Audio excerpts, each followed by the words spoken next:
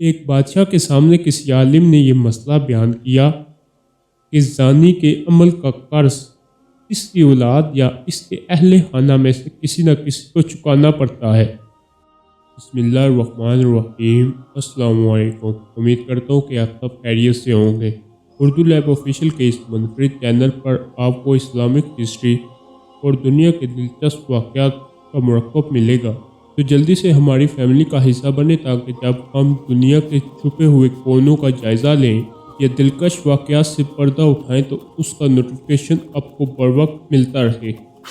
ایک بادشاہ کے سامنے کسی عالم نے یہ مسئلہ بیان کیا کہ زانی کے عمل کا قرض اس کی اولاد یا اس کے اہل خانہ میں سے کسی نہ کسی کو چکانا پڑتا ہے۔ اس بادشاہ نے سوچا کہ میں اس کا تجربہ کرتا ہوں۔ اس کی بیٹی حسن و جمال میں بے مثال تھی۔ اس نے شہزادی کو بلا کر کہا کہ وہ عام سے سادہ سے کپڑے پہن کر اکیلی بازار میں جائیں، اپنے چہرے کو کھلا رکھیں اور لوگ ان کے ساتھ جو معاملہ کریں وہ ہو بہو آ کر مجھے بتائیں۔ شہزادی نے بازار کا چکر لگایا، مگر جو غیر محرم شخص اس کی طرف دیکھتا وہ شرم و حیا سے نگاہیں جھکا لیتا۔ کسی مرد نے اس شہزادی کے حسن و جمال کی طرف دھیان ہی نہیں دیا۔ سارے شہر کا چکر لگا کر جب شہزادی اپنے محل میں داخل ہونے لگی تو راہداری میں کسی ملازم نے محل کی خادمہ سمجھ کر روکا، گلے لگایا، بوسہ لیا اور بھاگ گیا۔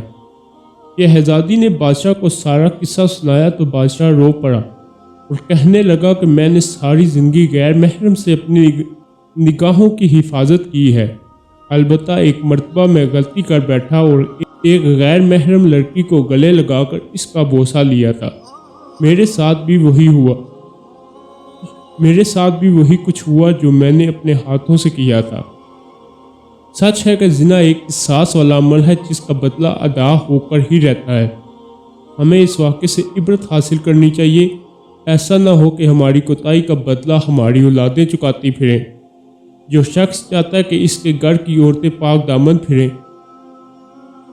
اسے چاہیے کہ وہ غیر محرم عورتوں سے طمع ہو جائے۔ اس طرح جو عورتیں چاہتی ہیں کہ ہمارے خاوند نیکوکاری کی زندگی گزاریں، بے حیائی والے کاموں کو چھوڑ دیں، انہیں چاہیے کہ وہ غیر محرم مردوں کی طرف نظر اٹھانا بھی چھوڑ دیں تاکہ پاک دامنی کا بدلہ پاک دامنی کی صورت میں ملے۔ رہ گئی بات کہ اگر کسی نے پہلے یہ کبیرہ گناہ کیا ہے تو توبہ کا دروازہ کھلا ہے۔ سچی توبہ کے ذریعے اپنے رب کو منائیں تاکہ دنیا میں احساس سے بچ جائیں اور آخرت میں ذلت اور رسوائی سے چھٹکارا پائیں۔ اللہ ہمیں شرم و حیا کی دولت سے مالا مال فرمائے، آمین۔ یہ ویڈیو دیکھنے کے لیے آپ کا بہت بہت شکریہ۔ اگر آپ کے پاس اس موضوع کے بارے میں کوئی سوال یا تبصرے ہیں، یا اگر آپ کے پاس کوئی اور عنوان یا سوالات ہیں جن کا آپ ہم سے مستقبل کی ویڈیو میں احاطہ کرنا چاہتے ہیں، کمنٹ سیکشن میں ضرور آگاہ کریں، اور اس طرح کے مزید مواد کے لیے ہمارے چینل کو سبسکرائب کریں۔ ملتے ہیں اگلی ویڈیو میں، تب تک کے لیے اللہ حافظ۔